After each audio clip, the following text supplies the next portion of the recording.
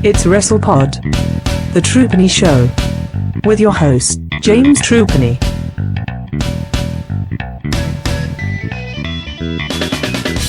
Hello, and welcome to the Trupany Show. My name is James Trupany, and this is my show. And today we return to the beginner's guide to Japanese professional wrestling, and we're looking at all Japan pro wrestling in the 1980s, and more specifically at Genichiro Tenryu and Jumbo Tsuruta, two of the biggest stars in all Japan, and arguably two of the biggest stars in Japanese pro wrestling history. And to join me on this episode today, I have Mr. Marcus Green, WrestleTalk's DNA expert. How are you, sir? Thank you. I'm good. Glad to be back finally for this series of podcasts we're doing towards the end of the year. So, yeah, it's good to be back. And we're happy to have you back, sir. And also joining us today is Miss Chelsea Spollen of ShouldersUp.net. How are you, Mom?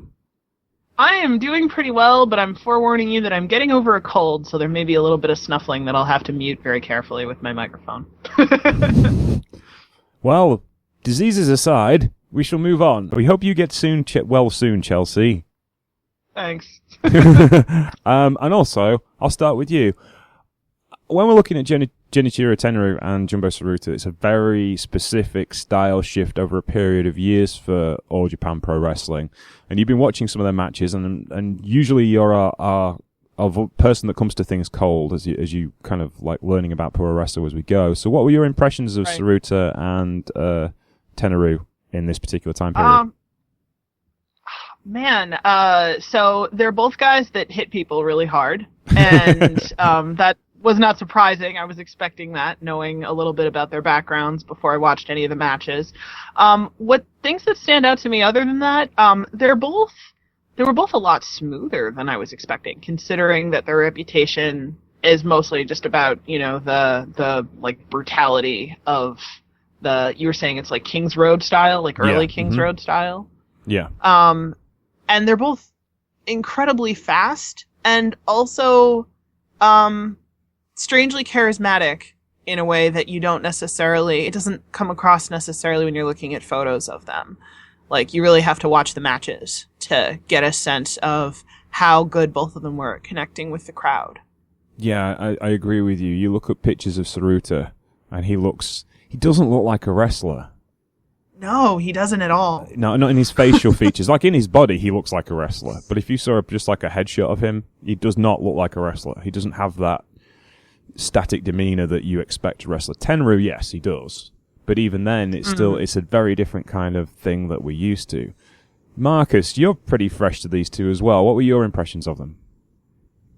Similar as Chelsea's. Obviously these guys have, two different backgrounds, but obviously, have great training, with the Funks.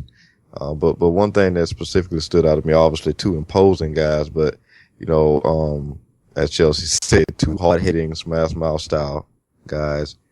But with the matches, it stuck out to me, especially now, being used to the style we are now wrestling, how guys would just kind of beat each other down and kind of build to a move like a power bomb instead of that kind of being, a regular move within the match. It was, the matches themselves, we'll get into about them being classics, of course, but, these guys, held no punches, and, like I said, they highly skilled before getting into wrestling, so they only translated into, the ring. But definitely, the matches were definitely more simple back then, but still two physically imposing guys that kind of just left it out in that ring.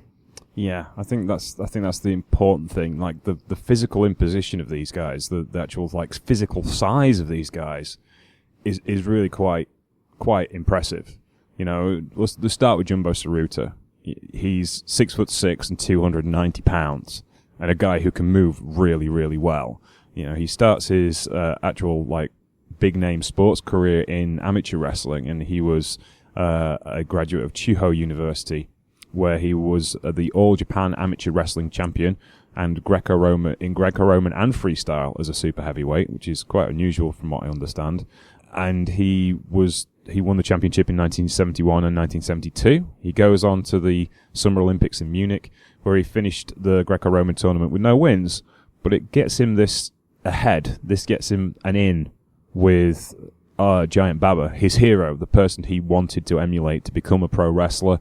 And Baba sends him to Texas, which is the equivalent of being thrown in as about the deepest of deep ends as you can possibly imagine when you land in Amarillo at the Double Cross Ranch and you're face to face with Terry Funk. I couldn't possibly imagine what this was like for him. So he goes to Texas, and I've got a quote here that I found. I would meet the new wrestler Mr. Baba had discovered. Mr. Baba liked this kid and sent him to Amarillo to learn the finer points of professional wrestling. In his first year in professional wrestling, Tsuruta became a top star in the United States, and something accomplished by only a few Japanese wrestlers, including Giant Baba. And it was immediately obvious he was destined for big things. That's what Terry Funk said about him on his debut. You know, this was the early 70s. This was the connection that All Japan had with Texas and Texas wrestling in general. You know, and this is a connection that went through with the Von Erichs, not just with the Funks. So, you know, you're starting out in Texas straight away. Chelsea, what's your thoughts on that idea of just like being dumped in the middle of nowhere in one of the hottest territories in pro wrestling? Oh my God. Well, I mean, first of all, talk about culture shock. Like, that must have just been so hard for him personally, outside of, you know, the struggle of learning to wrestle. But I mean, everything that Terry Funk and Dory Funk said about him, I think the exact words were took to it like a duck to water. Like, everything was hard for him except the actual wrestling. I can't imagine, you know, how intimidating that must have been, but also I think that really shows how great he is, that he could, you know, stand up with all these guys who were so well known and so respected and gain their respect so quickly.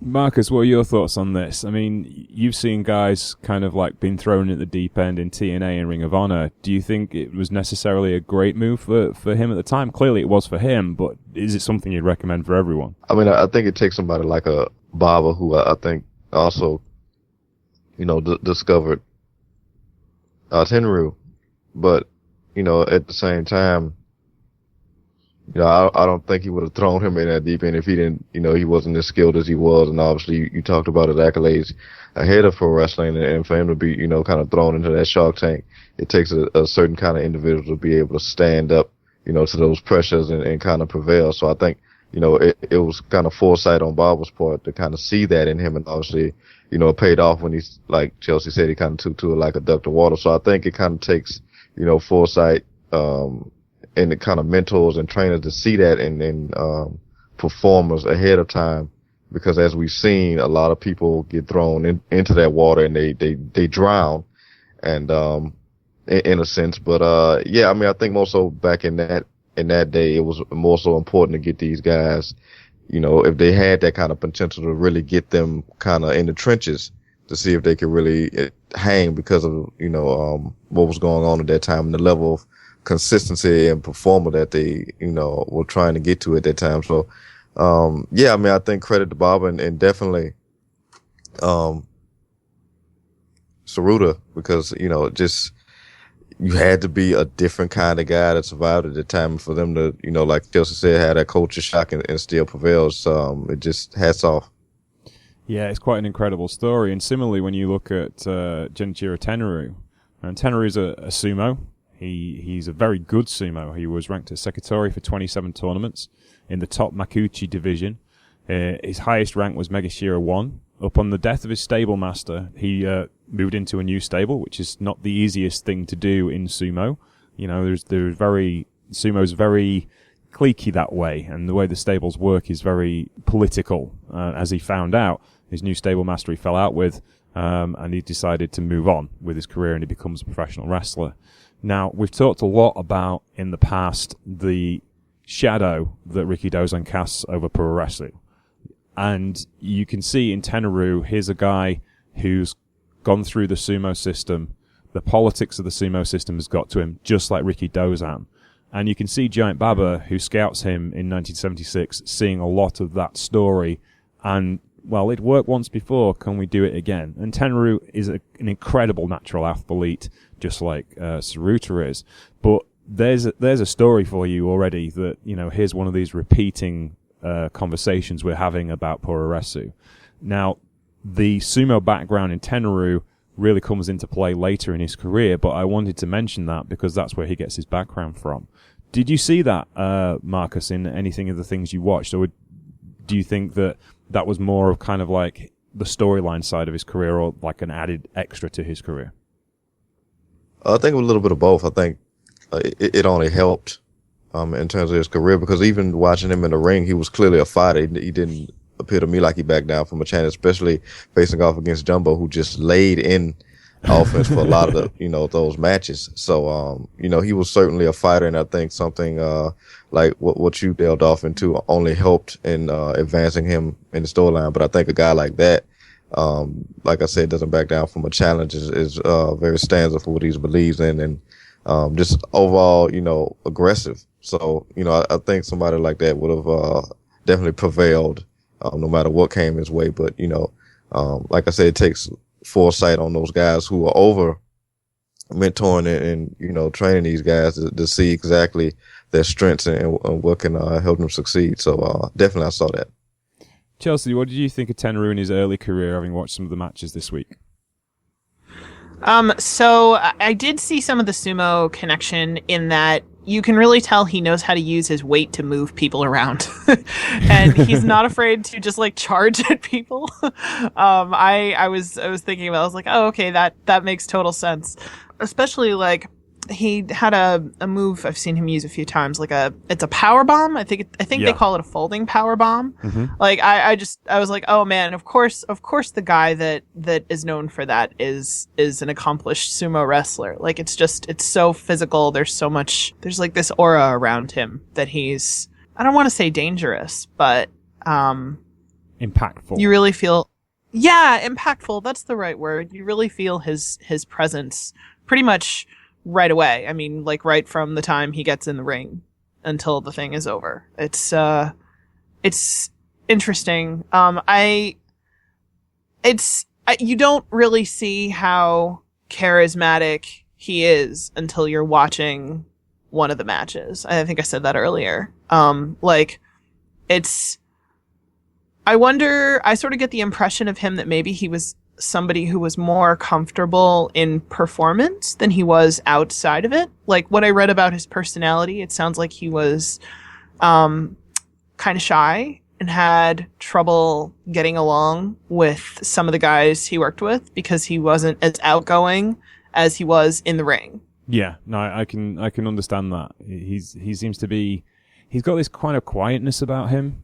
Like, yeah. You watch Jumbo, like say if Jumbo's doing a run-in, he's screaming as he goes through it and like playing to the crowd an awful lot, and even in matches he's kind of asking like kind of an old school face kind of way, what should I do, that kind of thing. Whereas Tenryu's more quiet, calm, let's get on with this is where he needs to be. He doesn't really play to the crowd at all, even though he's massively popular, and I think that's part of one of the reasons why he's popular, because he was doing something different to what Jumbo was doing.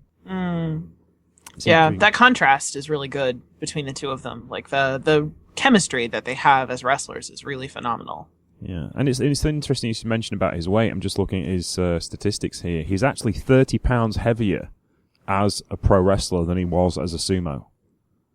Wow. His build weight was 273 pounds, and his sumo weight was 247 pounds. So that's amazing. Yeah, and generally we associate sumos being larger than pro wrestlers. And arguably, I suppose, Tenryu, you could argue, was probably bulkier from a muscle point of view, because sumo wrestlers tend to go with fat because it's ballast, whereas muscle isn't necessarily as seen as necessarily as favorable to that particular technique. Whereas, and we expect it to be the other way around, but clearly he was, you look at the physique of both of them and they're so well built. It's like they were actually genetically engineered for this King's Road style where everything's about impact and everything's about taking big bumps on the back of your neck and everything's about topping what you did last time. Do you know what I mean? Yeah.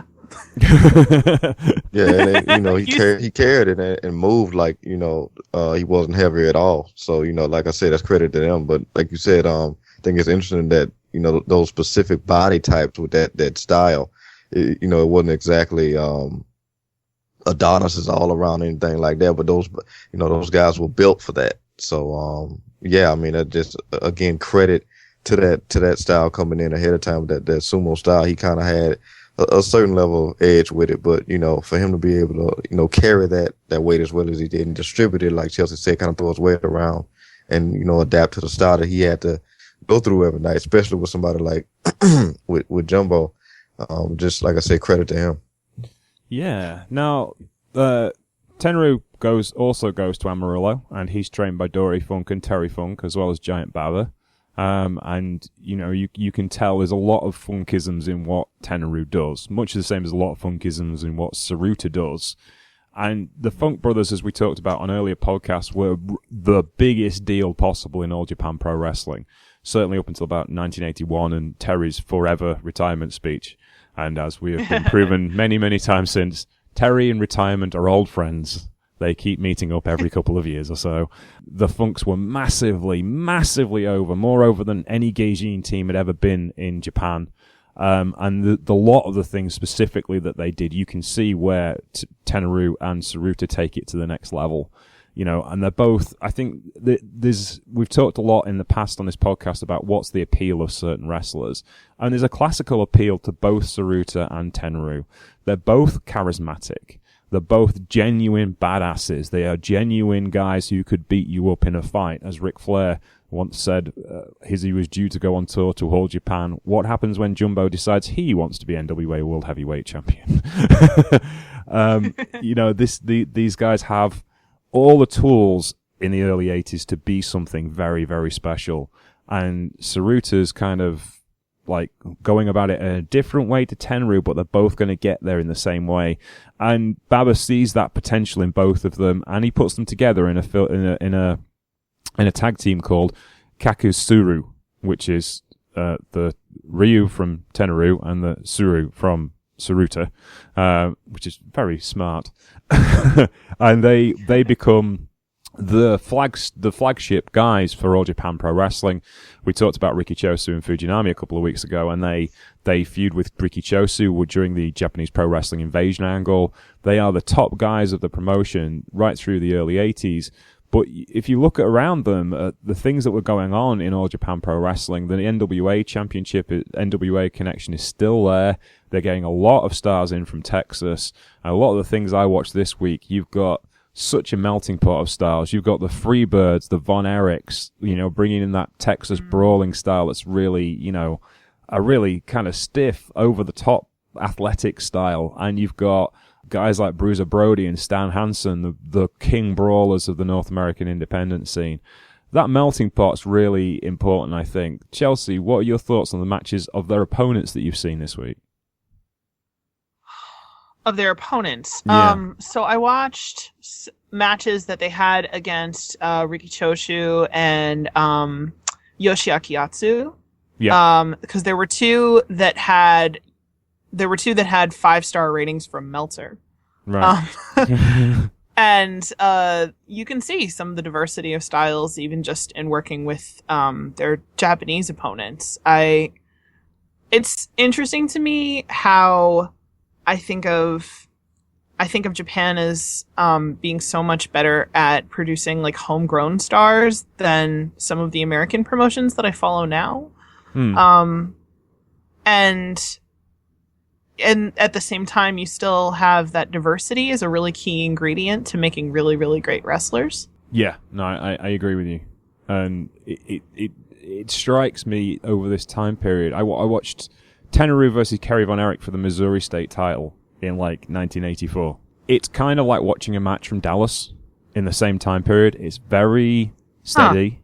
It's very Texas stuff. It's very athletic. It's pretty stiff, but it's pretty steady and slow. Kind of like what you'd expect from a early 80s, late 70s NWA match. Do you know what I mean? Yeah, I could see that. And then as you watch, the next year everything clicks along and it gets a bit faster. And then the next year everything gets a bit faster.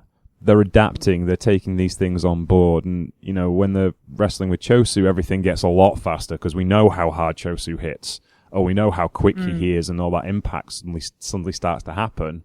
And that's it. In fact, I watched that Tenryu match from versus Von Erich, and then the next one I watched was from like 1988, and it's Revolution versus Jumbo, and it's like night and day. They're like the two completely different layouts and matches, and Tenryu's laying things in really thick, and Tsuruta is just so stiff, and it's like you can tell that progression over that time period is just so big. It's really amazing that there was that melting pot in Japan that ended up influencing, I feel like, so much of what happened in wrestling internationally after. Yeah, definitely. You know, this is where King's Road starts to form into the style that is so influential around the world, I think. It starts with Tsuruta and it starts with Tenryu. These are the guys that are taking that style forward and are starting to tell these stories.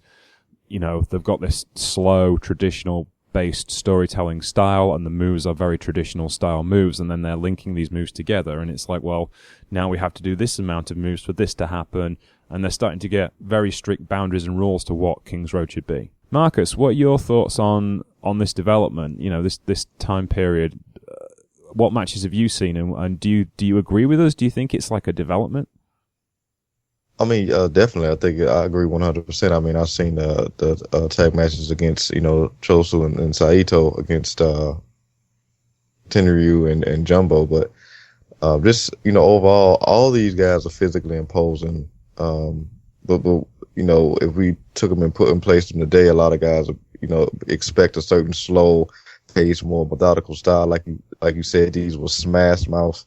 You know, just kind of club your opponent type of scenarios. But at the same time, I think what's so fascinating is, you know, at first glance, you wouldn't expect these guys to be, you know, technically proficient or, you know, as fluid as they were at times, even amid that smash mouth style. But a lot of times, you know, while it was very car wreckish at times, you can see these guys were very much adapting to their opponents as they needed to with their offense. Like, you know, specifically watching the match between Tenryu and Jumbo, you know, Tenryu obviously tried to go head up with Jumbo, but it you know, got to a point where it was like, okay, this isn't going to work. I got to break this guy down and, you know, build my offense from there. So you attack the legs. So all these guys, you know, while they are just completely just knock their opponent on their rear end, they're also proficient when they needed to be in submissions and different stuff like that. Whereas if we put them in today, you know, we'd be expecting them to kind of be Kali-ish, you know, just for their size alone,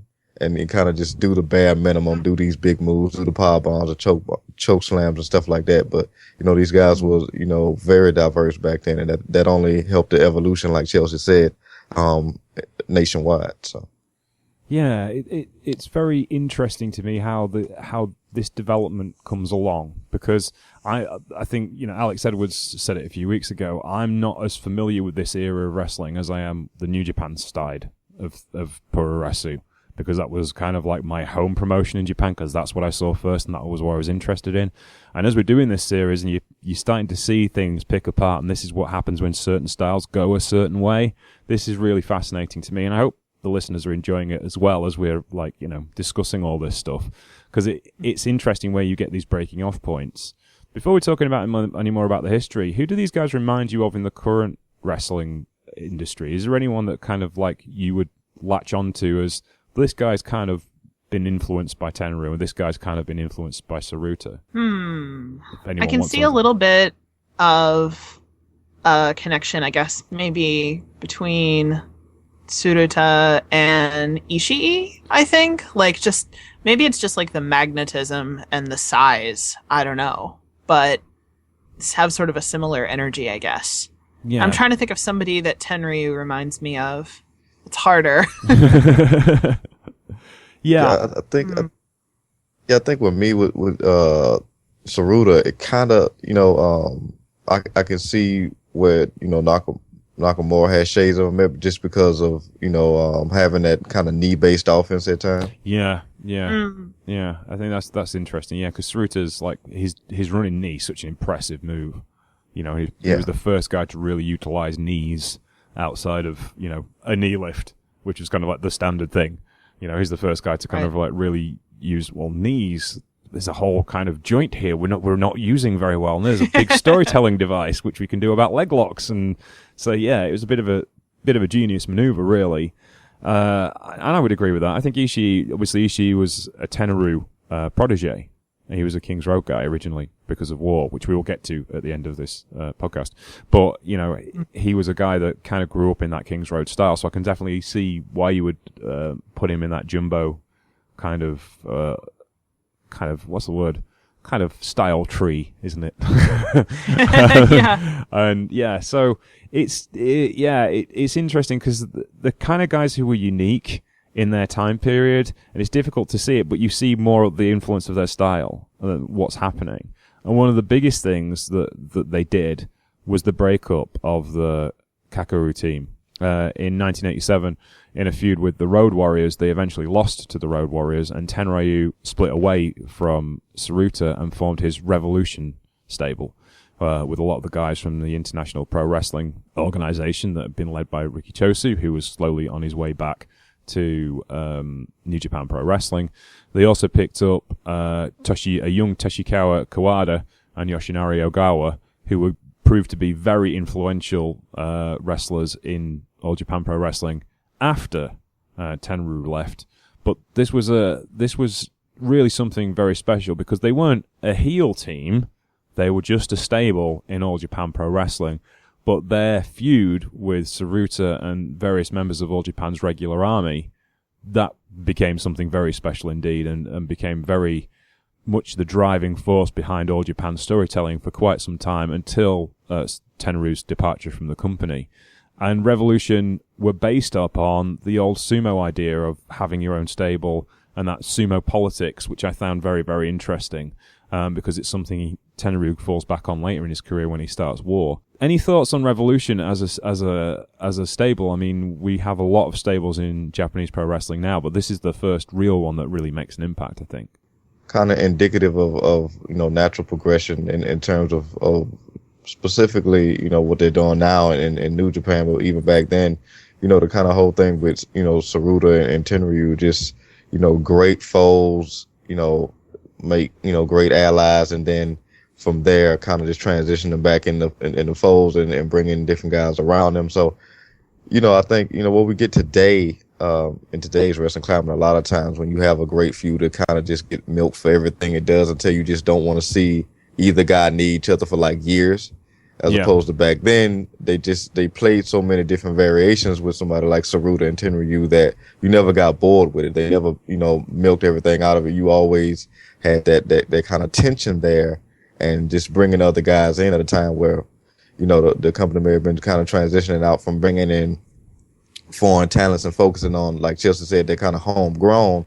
It only created more interesting things, and just for those factions now, from what we get in today, you start, like you said, with the revolutions, and you get to obviously what we get now with, the Bullet Club and things like that. But like I said, I think, having somebody capitalize off, like singles fame, and then kind of making them kind of create this orbit where they can bring in other talent is just, I just think it's a long-term story, that never gets old in wrestling, and that is very, classic formula that, even works to this day. So yeah, it is very interesting to see how this kind of basic principle of Japanese wrestling starts in this era as well.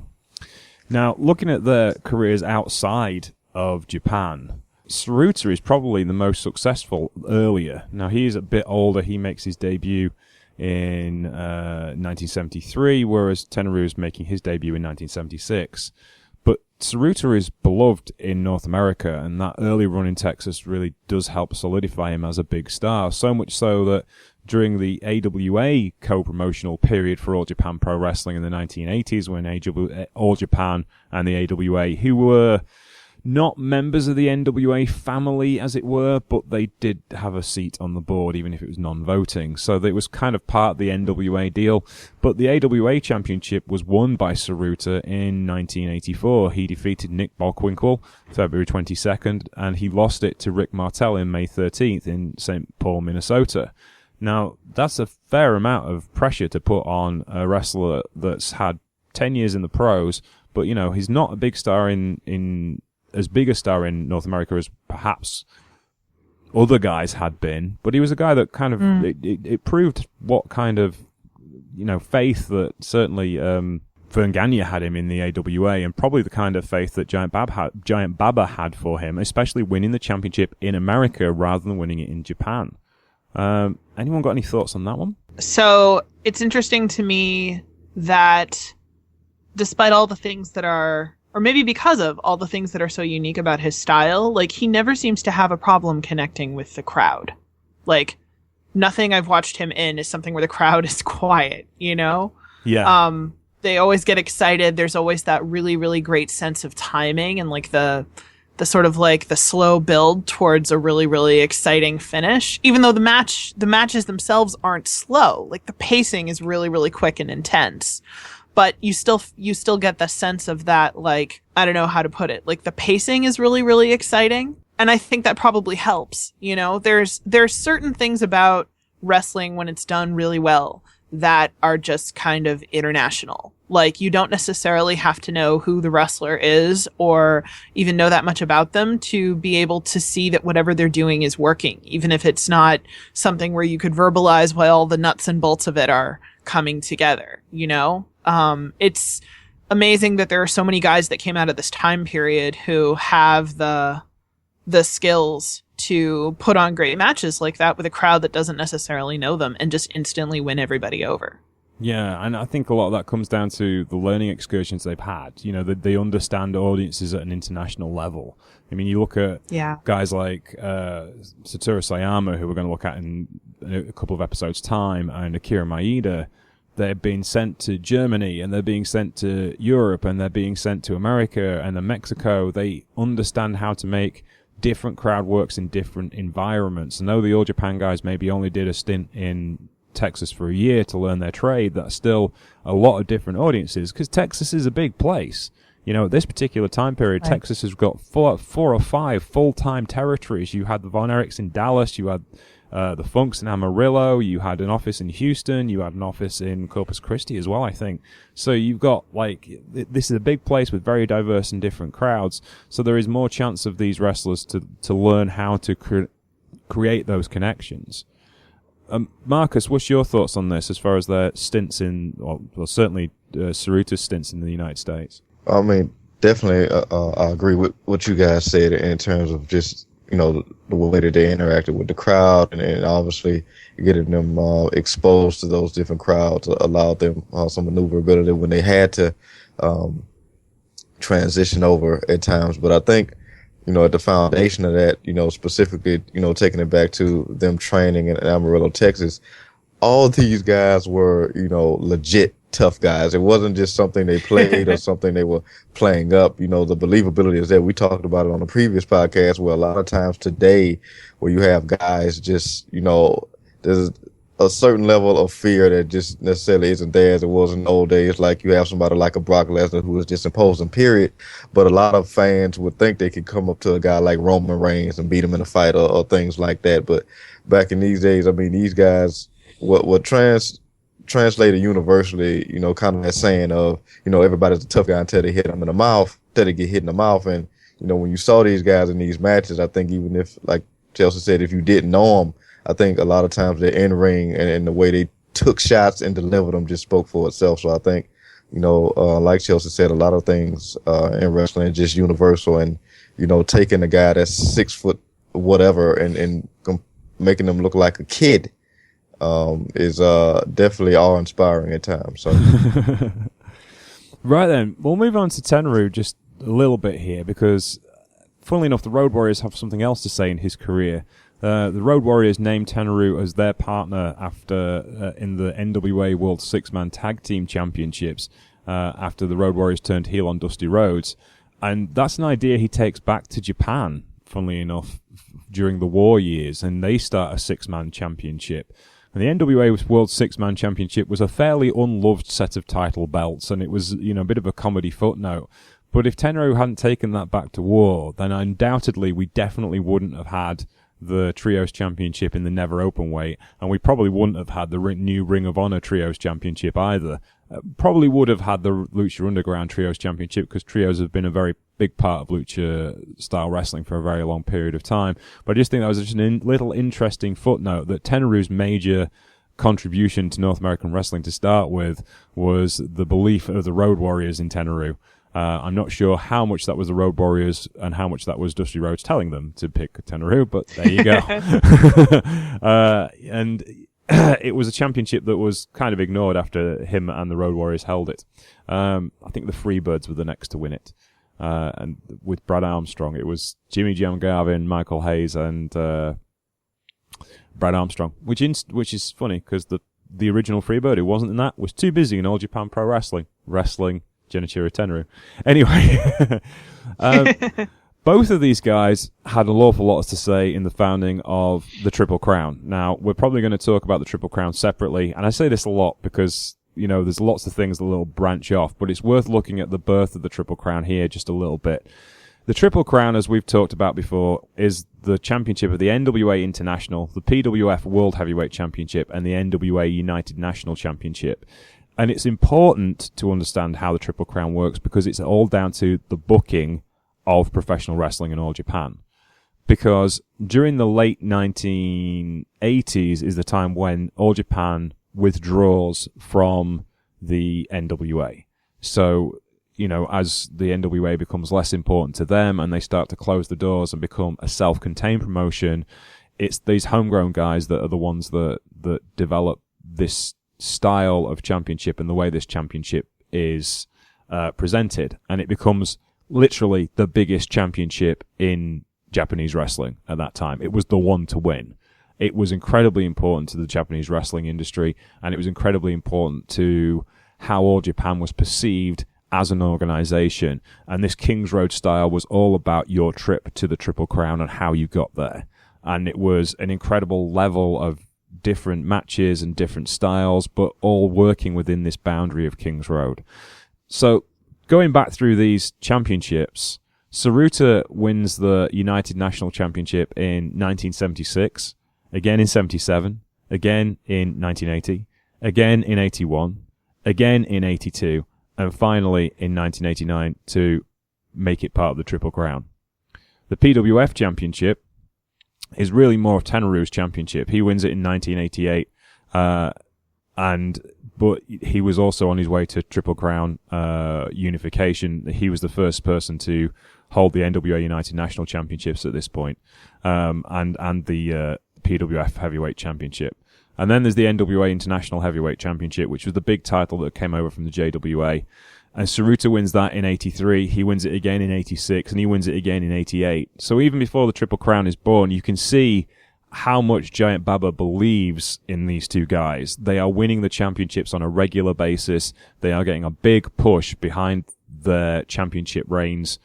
It's really interesting to me how these guys how that Triple Crown being split apart, those three separate championships, really gives them a chance to develop as main event talents. It gives them a chance to become these champions, you know, this what's the word, anomaly we thought of when we was looking at All Japan in the 70s of having all these championship belts, but it allows them to become these champions, to become important people within the company. And just holding a championship belt is a very difficult skill set to learn. So, because in that era, some guys never looked like they were comfortable with it. But both of these guys look like comfortable champions because they've had that experience. What's your thoughts on this, Marcus? I mean, it's like you said, I think, you know, specifically, you know, and again, it's something we talked about before, you know, the men kind of making the belts and not the belts making the men. And, you know, what's better than having one great champion going at a time, too. So, you know, to not only, like you said, about to have faith in these guys, you know, to make them, you know, kind of lead the charge, but, you know, just credit to, you know, Tsuruta and Tenryu because, you know, like you said, they kind of set a standard at a time where, you know, obviously their in-ring, backed it up, but, you know, for them to be able to, you know, carry those belts a certain way and to look like champions. So, you know, when these championships got combined, it kind of was just like, you know, the perfect storm. Almost, and then again, that's where you could have, obviously those guys ventured off when they had those titles separately, and then when you combine it, just have them again come together and feud over it. It was, like I said before, different variations being used with these guys, but kind of just that same foundation of, kind of straightforward storytelling. And, again, I mean, you know, like you said, with the combining of the championships, kind of similar to what we get now with the Never Open Weight, it really set the foundation of, if this guy has this belt, he is bar none one of the toughest, you know, guys you're going to step in that ring with. And even before that, they had built the reputation up that these are two of the best going in the company. So it was just, like I said, like the perfect storm, really. Chelsea, what's your thoughts on the Triple Crown and the build to that particular era? So I think it's interesting you were talking about the number of titles, and I was thinking that in a lot of the modern promotions that I watch, it's really, really hard to make titles that aren't considered like the most important title stand out as really important. Like sometimes I feel like when I watch WWE, for example, like the US title feels like it's kind of lost in the shuffle. I'm like, why is that there? Does it matter?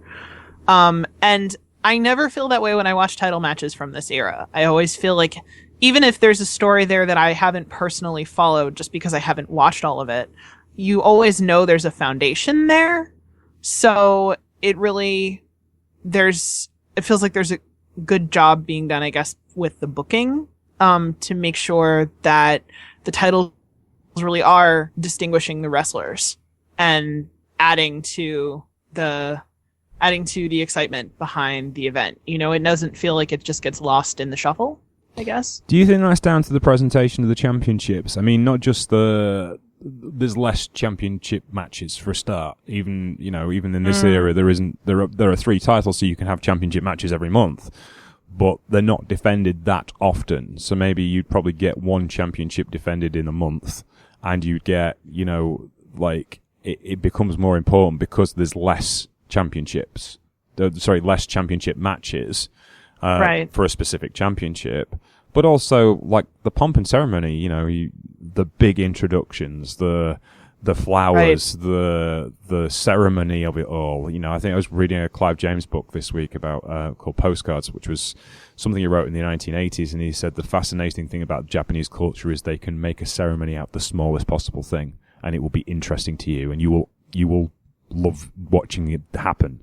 And I think that's the really important thing as far as, like, the ceremony, the formality of a championship match. Even in Japan today, you don't see it quite as much. They've taken it back a step.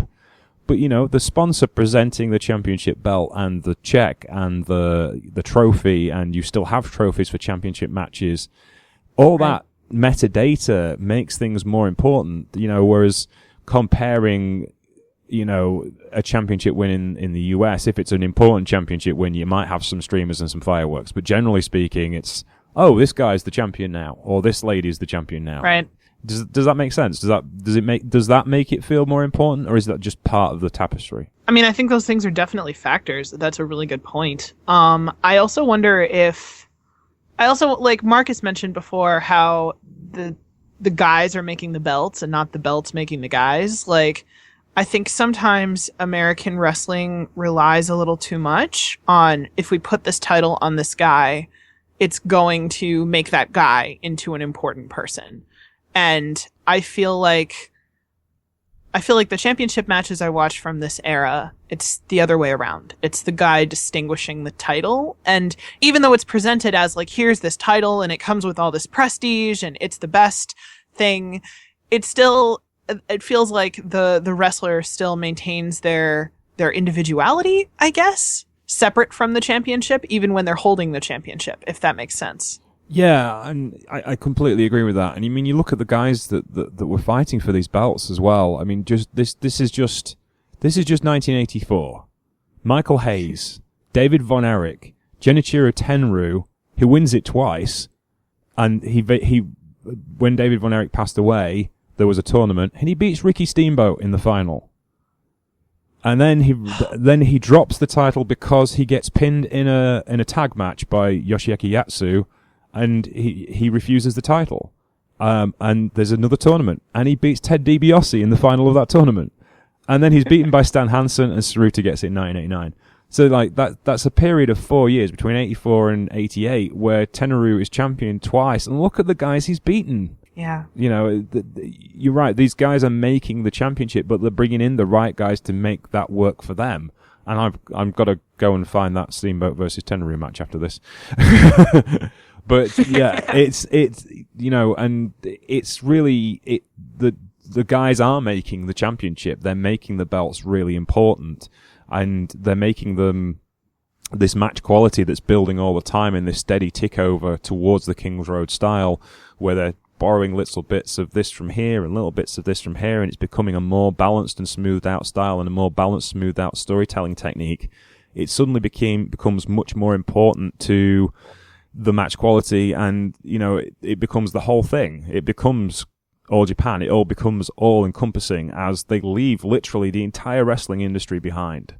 They Giant Baba at this point won't sign anyone new unless he genuinely respects them and thinks he's going to bring something to the company. He's not signing people from New Japan Pro Wrestling. There's an agreement. I think it was after they signed the British Bulldogs, they agreed not to steal from each other as far as talent was concerned.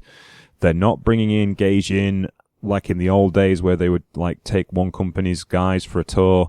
They're bringing in guys, and those guys are earning enough money they don't have to work for anyone else. One of the reasons why you didn't see Terry Gordy and Dr. Death Steve Williams for about 5 years in the late 80s and early 90s is because Baba paid them enough to stay home. They didn't have to go wrestle for anybody else. They were on good money, and this is where that 2 weeks on, 2 weeks off, you can make more risks in 2 weeks. You can get through the tour and then have 2 weeks to rest yourself. I think that's really important to how this style develops, because then, we Chelsea, you've talked about it a lot before. Wrestling 4 or 5 nights a week isn't the safest thing in the world, but wrestling 2 weeks and allowing yourself rest for 2 weeks, that's a bit more impressive, a bit easier to deal with, isn't it? And it enhances the match quality because everybody is more physically able to push themselves if they want to. Yeah, that's the important thing. Now, just to close out our little history lesson here, because we might not get all the way through Tsuruta's career and Tenryu's career, because there's a lot of Tenryu's career to go. We haven't even got halfway there yet in the last hour. Tenryu's most notable North American appearance occurs at 1991 at WrestleMania 7, which I think was the first WrestleMania I watched as a kid, maybe the second WrestleMania. It was a dreadful WrestleMania. It was the one where they went from that was where they went from the LA Coliseum to the LA Sports Arena on the grounds that there was a terrorist threat. And it was really because I thought you hadn't sold 100,000 tickets. But anyway, on that card, he and Koji Kitao demolished Demolition. I couldn't resist that joke. They really did. They killed them. It was like 5 minutes. It was a murder scene. Yeah, it was just like Demolition. Like, here's the greatest tag team WWF have ever had, longest reigning tag team champions ever. And Kitao and Tenryu just destroyed them in less than 5 minutes. And he also appeared at the 1993 and 1994 Royal Rumble. Now, the largest story of this was in 1990, All Japan Pro Wrestling had a talent swap agreement with WWE, or WWF as it was at the time, and produced their big show in Pro Wrestling Summit at the Tokyo Dome, which was headlined by Hulk Hogan versus Stan Hansen. And it was a show where Tenryu really got to know the WWE roster and Vince McMahon. And not long after that, in 1992, Tenryu leaves All Japan, and he forms SWS, or Super World Sports, which is an organization which had a limited roster. However, it was a company that set up in main opposition to All Japan Pro Wrestling, and they ran it on very much a sumo system. There was lots of stables, and if I remember correctly, it was the Great Kabuki that helped Tenryu build the organization, which was interesting because Kabuki was an All Japan loyalist up until that point. And it was really an interesting, it was Great Kabuki. It was really an interesting break to go, you've gone from being the guy and you've done so well as the guy in All Japan Pro Wrestling. But is this again, maybe Tsuruta's the guy that's won more championships and Tsuruta's the first Triple Crown champion? Does Tenryu see the writing on the wall? These are one of these questions that pro wrestling fans have been asking for quite some time. Are you any thoughts on this, guys? Why would you leave a company that has done so well for you to start a new company, essentially starting from scratch?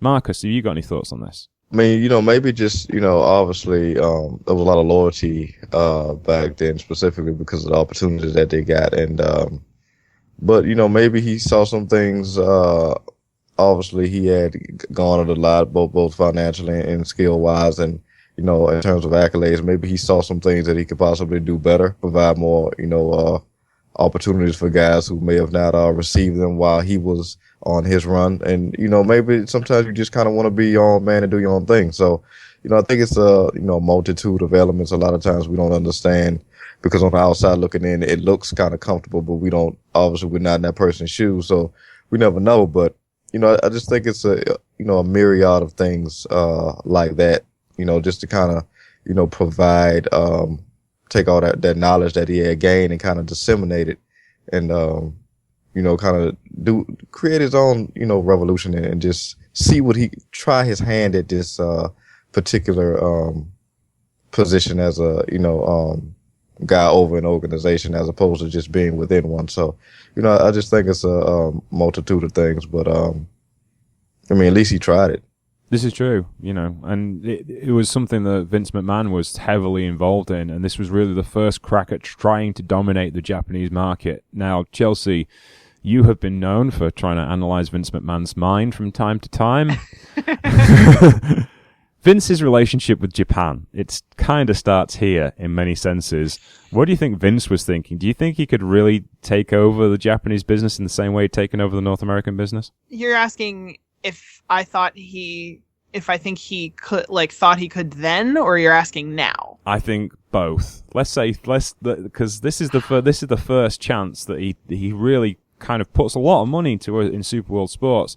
In fact, I think the following year, The Undertaker misses WrestleMania because he's on tour with SWS, which shows you how important SWS was to WWF. Right.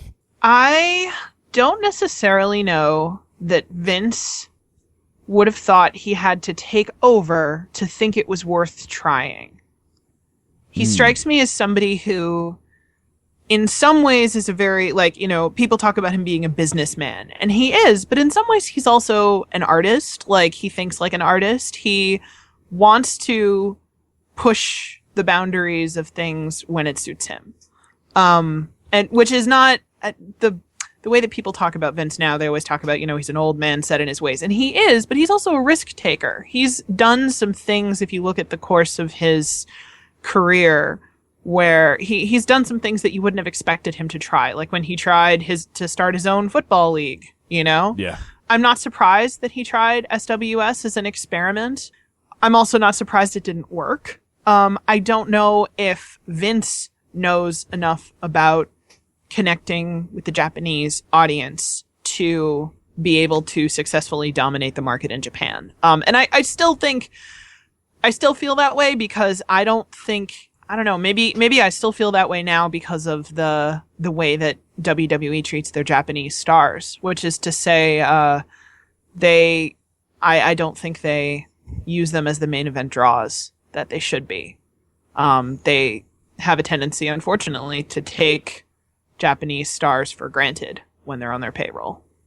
Yeah, no, I completely agree with you. And, Tenryu is probably an example. They could have made a lot more out of Tenryu in North America. And you think about the guys that were kind of on top in 94, Shawn Michaels, Bret Hart, those matches with Tenryu, if they could have harnessed that would have been something really special. Oh my God. Yeah. I'm thinking about Tenryu versus Bret Hart, and that sounds so good. Tenryu versus Davey Boy Smith, Tenryu versus Bret Hart, Tenryu versus Shawn Michaels, even Tenryu versus Diesel. That'd been something I'd want to see. That'd been make Kevin work for a bit. That'd been interesting. And also Tenryu, that isn't the end of his promotional career because SWS falls in 1992. They were sponsored by a spectacle company of people called Megane Super. And then when that deal falls through and they slowly run out of money, Tenryu starts a company called Wrestle and Romance. And later the Wrestle Association R, because Wrestle and Romance is a terrible name for a wrestling company. But they started that company in 1992, and it becomes really a third major. You know, this is, well, I mean, there's plenty of companies in that particular time period you could say were a third major, but over that 8-year period, they're stable, they have a stable roster, they start doing things that become very influential in Japanese pro wrestling genuinely. They're the first company to have a junior heavyweight tag division. They're the first company to have a trios division.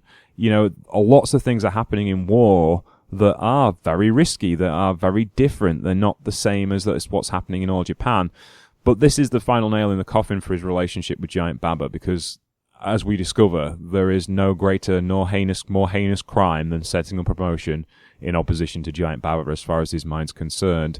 And Baba would never hire Tenryu back, even at a time when it was the obvious thing to do, and, you know, the All Japan fans would love to see him back.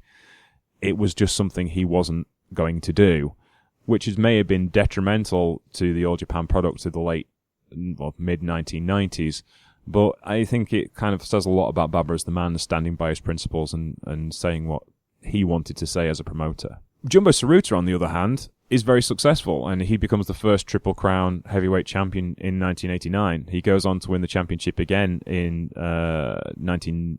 in 1981. He loses it to Tenryu, funnily enough, and then wins it back. And he wins again in 1991 for his last run with the championship. And that's when things slowly start to fade away for Tsuruta. He's kind of replaced by Mitsuhara Misawa and Toshiaki Kawada as the main guys in the All Japan locker room. Tsuruta's finish to his career seems to kind of come out of nowhere. It tends to be a bit of a damp squib in comparison to Tenryu, who goes on to break the mold, whereas Tsuruta stays put and is a loyal soldier, and I don't necessarily think he was rewarded for that. What do you think, Marcus, towards the end of Tsuruta's career? I mean, I unfortunately have to agree, because I think he kind of got regulated to, you know, more comedic acts, and kind of 6-man tags. Yeah. And, you know, obviously I don't think, you know, for somebody who was as pivotal, within that organization as he was, you don't obviously want to see a drop off like that. But I just think it's kind of how it went at that time. You know, obviously they had a drop off, and I just think, unfortunately, you know, he just kind of fell in with that. Now that kind of goes back to, you know, what you were talking about earlier with, you know, Tenryu and talking about, did he see the writing on the wall? Did he kind of see it going his way? And maybe he saw inklings. Maybe, you know, some guys can kind of, you know, smell the iceberg, you know, long before, you know, the Titanic ever gets to it. But yeah, I mean, it just kind of sucks because, like you said, that loyalty wasn't necessarily rewarded as highly as it was in the beginning, as opposed to, you know, the latter part of his career. But you know, there is something to be said about guys who are loyal and kind of ride it out to the end. But like I said before, for a guy who was as pivotal and as high held as he was, you know, to kind of have that kind of drop off, it kind of sucks. Yeah, I think so as well. It doesn't seem to ring true sometimes. And I guess it kind of echoes the story we talked about with Riki Chosu and Tatsuji Fujinami. And Fujinami's career seemed to be kind of a little bit of a damp squib towards the end, whereas Chosu was the guy that was always like pushing forward. But, you know, these are stories we're going to see again and again in Japanese pro wrestling, because those narratives are really important to the story of the whole kind of style and the whole kind of culture. So, Tenryu we haven't quite finished with yet, and we'll come back to Tenryu in a few episodes' time when we talk about All Japan's issues in the late 90s. But sadly for us, Jumbo Tsuruta passed away in 2000 due to complications because of a kidney transplant. And he's remembered by his 3 sons and his wife. And he really had a pivotal place in pro wrestling history, and certainly in pure wrestler history. So I'm going to ask for some closing comments. Chelsea, what are your thoughts on these two and their effect on the wrestling industry? It's man, it's hard to encapsulate 2 guys with such expansive careers, but I'll try. I had a lot of fun watching their matches because I really enjoyed seeing the development of Kings Road style. And I mean, talk about influential. You really can't. It would be impossible to identify all the ways in which they were influential because they were so influential. It's unfortunate, I think, that a lot of modern wrestling fans maybe don't, or at least here in the US, don't acknowledge their contributions or aren't aware of their contributions to a lot of the wrestling styles we enjoy today. But I mean, spend 5 minutes watching one of their matches on YouTube, and it's all there. You can see it right away. Yeah, agreed. They are two incredibly influential people and really important to the depth of storytelling. Marcus, what's your final thoughts on Tenryu and Tsuruta? I mean, echo similar points. I mean, two guys who kind of broke the mold in a sense in terms of being those size guys and being able to do what they did, introduce that style that we're so used to today. In a way that was kind of ingratiating to a person like me who it's kind of hard to kind of watch, those real strong style matches now just because, it almost feels like my jaw's getting broken at points. But,